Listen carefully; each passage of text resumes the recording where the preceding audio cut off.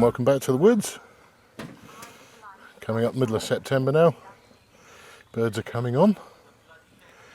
Now we've been trying to get them to come in and feed on a bit of maize on the whistle, so let's give it a go, see if they'll let us down.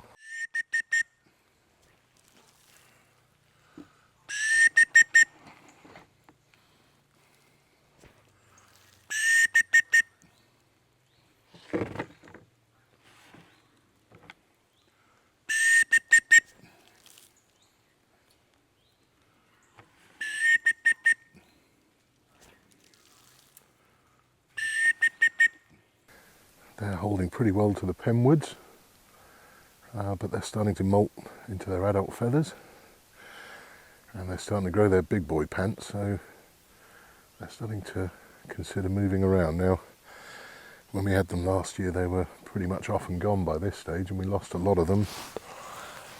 But this year, with all the extra hard work we've put in, they seem to be a little bit more content, so it's very much that dangerous stage at the moment. They're holding pretty well into the pen, but we're losing a few, like we've said, to the buzzards. But so far we haven't really had any trouble with the foxes, but this is where the foxes start to come into their own. I mean, every evening we're trying to walk in the few birds that we can spot that may be looking to roost outside of the pen. And to be honest, quite a few of the birds now are taking to roosting up in the trees, which is where we want them to be safe. But we've still got a few of the younger birds, less mature birds, who are still roosting on the floor. So we've set up a little fox feeding tube over here on the edge of the wood. I'm going to do a bit of overwatch tonight. We'll give here a little spell till just after dusk, I think, maybe into full darkness. We've left the tube up for a few weeks now, and we can see there's something's been having a go at it. So we'll see. So we'll see if it's the fox, and if we can pick a few of those off. And if we don't see any here, we'll probably have a trip round with the thermal and see what we can do. They may have seen in some of the previous videos we were getting a bit of trouble with the moderator on this gun. I think it's the moderator that's causing the issue.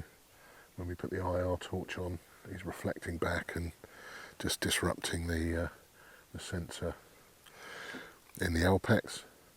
So talking to a few guys on some of the foxing groups on Facebook, they've been really helpful, really forthcoming. So we're going to try a bit of this tape, camo tape, see if that'll deaden some of the reflection. We're going to move the lamp off to the side, and we've got a bit more tape with us. We might need to run a bit on the barrel. Sod's law, we won't know if it's working until after it goes dark, but thanks to everyone on the sites for reaching out and giving us some suggestions. Right, like we said, it's September now. I'm a big fan of the autumn. Lovely time of year. There's one thing I can't bear, and that's the deerheads. Little flies that drop in on you and scurry under your clothes and bite like hell. I've discovered I'm rather allergic to them. Flare up with those buggers, so I've been liberally dosing myself with the jungle formula, but it doesn't seem to make a lot of difference. I'm going to persevere with it because it does help ward the midges off a little bit. But if anyone's got any tried and tested ways for deterring the damn deerheads, please do let me know. Horrible things. Right, we're going to settle in now for a little bit. Got some pigeons going back to roost. We've walked our birds back in. They're all looking quite calm and settled for the night. So probably won't see much until the light really starts to go, but we'll hunker down here, and if there's anything to report, I'll come back to you. So we're back using the HikMikro. I thought I'd give you a quick look around with some old bits I've kept hold of. We've got some heat sources out on the hills here, it's quite difficult to make identifications at this distance. So what we need to be able to do is to start looking at behaviour and how the animals move. I mean, the Falcon 35, brilliant piece of kit. It gives you plenty of range. You've got the 3 modes, we've got the fusion, you've got the red heat, that'll track the red heat, and white hot, which is quite good to protect your eyes, and then the black hot, which is really, really good for identification, but you run the risk you'll burn your retinas out and can't see through the scope. Moving on now, this is an old bit of footage. Fox that snuck in behind me back at the end of last year. Great night for spotting. It's very cold, very bright. Fox is in close and really, really stands out. So identification in this sort of circumstances is very, very easy. But sometimes, like this next clip, you'll get something you haven't seen before, something moving coming down the hill. Could be a squirrel, could be a young fox, could be a rabbit. Hard to tell.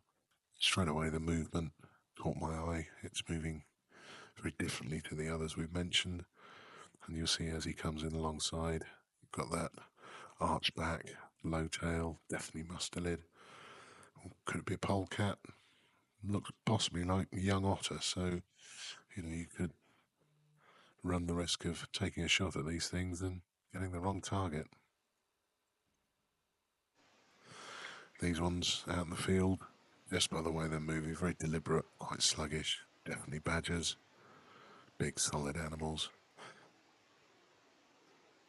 And you can see how deliberately they move around. Whereas foxes, like this one, they tend to be a little bit more purposeful, quite skittish, move very rapidly, move on from one place to the next. This one was tricky, looking into the corner of a field. Not a safe shot because we can't really see the backstop. Looks a lot like a fox looking straight at you, but quite easily could be young doe, young roe looking straight at you as well. And the rabbit in the foreground there tricks the scale. This is an odd one, just sat on a fence post. That's a tawny owl. So anyway, back to the night. This was actually one of the foxes that came in on the field we were looking over. Mousing away, ran on in. Actually dropped down in front of the wood in front of us near the feeding station.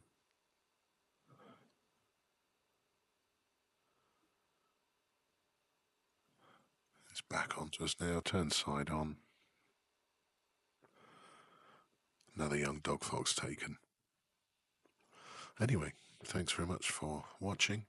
Please do take the time to like and subscribe, and we look forward to seeing you next time on A Year in the Woods.